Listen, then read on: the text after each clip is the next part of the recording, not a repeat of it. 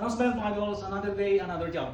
Ang gagawin naman natin ngayon ay ikakat natin yung formica para dito sa bar countertop namin. Sama niyo kami mag-prepare tayo ng countertop. So makita nyo idol, pinutol natin yung formica o yung laminate kung anong shape yung countertop natin. Susunod na gagawin natin, lagyan natin ng ito yung glue, heavy duty contact cement. So mga idol, maglagay na tayo ng contact cement. Tapos natin nalagyan yung laminate natin o formica, ito naman ang susunod natin. So mga idol, nalagyan natin ng glue. Susunod naman natin ito mga idol yung sa pag-apply idol. So kailangan ito ay pantay. So finally idol, nalagyan na natin ng contact cement. Both. So, dalawa yung countertop natin. Bago natin ilagay, pag hindi na dumidikit yung daliri mo dito sa pag-drain na siya, ibig sabihin pwede nang pagdikitin.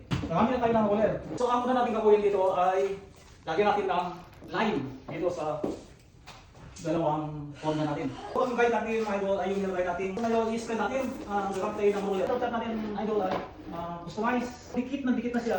Idol, ito naman ang gagamitin natin pang-trim. Rotor plus bit. So ipapakita ko sa inyo kung paano natin tinitrim. Kung makita nyo idol, ang linis ang pagka-trim niya. So next, magagawin natin mga idol ay butasin natin kung saan natin ilalagay yung sink. Tapos saka natin ilalagay yung back panel para matansya natin kung anong magandang height. So try natin ilagay yung sink natin.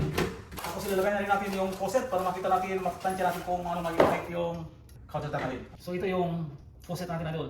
At ang isinunod namin idol ay in-install yung back cover at bar counter.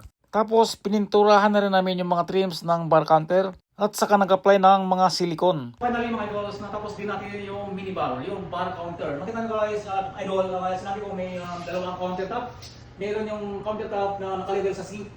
Tapos may countertop din dito na mas mataas doon sa countertop ng sink. So ganito ang naging result. Ito pa idol, mga ito ganito ay sarili kong idea. Pwede na yung gawin sa mga basement ninyo. Pwede nyo gawin ganito. Napakasimple lang gawin mga idol, makadali lang gawin. Kaya rin yung gayahin. Ang kabinet pala idol, ako na rin ang gumawa. So bale, ako lang ang gumawa nito. Sa sarili kong idea.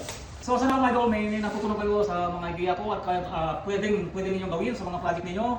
Sana ay may natutunan kayo at nadagdag sa inyong kalaman. Thank you mga idols for watching.